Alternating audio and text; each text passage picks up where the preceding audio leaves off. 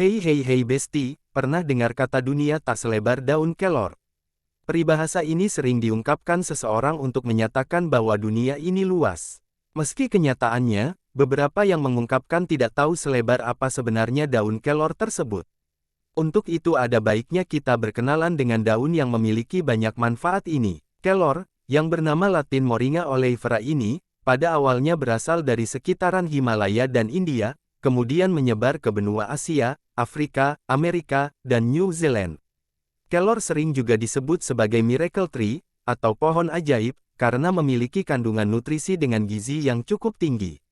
Bahkan, seluruh bagian dari tanaman kelor kulit batang, biji, daun, dan buah dapat dimanfaatkan sebagai obat, bahan pangan olahan, seperti tepung dan minyak, juga sebagai bahan kosmetik, serta sebagai bahan pengawet alami.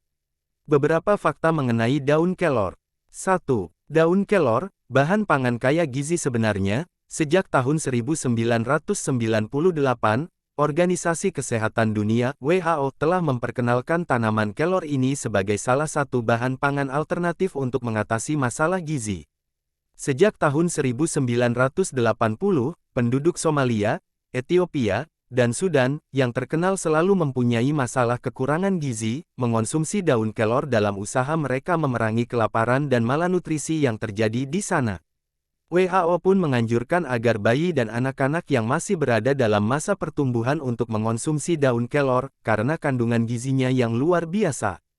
Nggak heran, karena daun kelor ini mengandung 4 kali vitamin A wortel, 7 kali vitamin C jeruk, 4 gelas kalsium susu, 3 kali potasium pisang, zat besi yang lebih tinggi daripada bayam, dan mengandung protein yang setara dalam 2 yogurt. Bahkan fakta lain mengungkapkan, bahwa semua kandungan gizi yang terdapat dalam daun kelor segar justru akan semakin meningkat konsentrasinya jika dikeringkan dan dihaluskan dalam bentuk tepung. Daun kelor yang diekstrak ini juga dapat digunakan untuk mempertahankan warna pada daging segar selama 12 hari penyimpanan pada suhu dingin. Hal ini disebabkan karena adanya senyawa fenolik pada daun kelor yang dapat mencegah terjadinya oksidasi lemak selama penyimpanan. Selain senyawa fenolik, kandungan asam askorbat dan karotenoid yang ada pada daun kelor juga merupakan unsur yang bisa memperpanjang masa simpan produk. Selain daunnya, buah kelor dapat diolah menjadi tepung atau minyak, dan dapat dijadikan sebagai bahan baku atau sebagai zat penambah gizi, yang biasanya ditambahkan ke dalam olahan masakan, seperti puding, cake, dan biskuit. Wow, luar biasa ya! 2. Sahabat para ibu, daun kelor mengandung protein, zat besi dan vitamin C. Maka, nggak heran kalau daun kelor juga disarankan untuk dikonsumsi oleh para ibu hamil dan ibu menyusui. Kandungan zat besinya yang berkali lipat dari bayam akan baik dikonsumsi oleh ibu seusai melahirkan.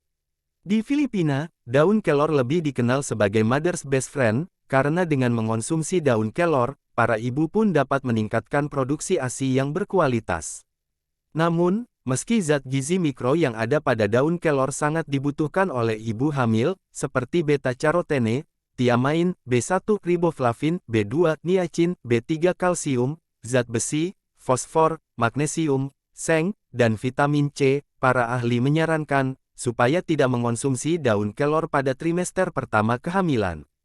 Hal ini dikarenakan kelor mengandung bahan kimia pada akar, kulit kayu dan bunganya, yang bisa berisiko memicu kontraksi rahim, sehingga meningkatkan risiko keguguran. 3. Bahan anti penyakit berat. Teh dari daun kelor dikenal mengandung polifenol yang tinggi, dan berfungsi sebagai antioksidan yang berguna untuk detoksifikasi tubuh manusia, dan memperkuat sistem kekebalan tubuh.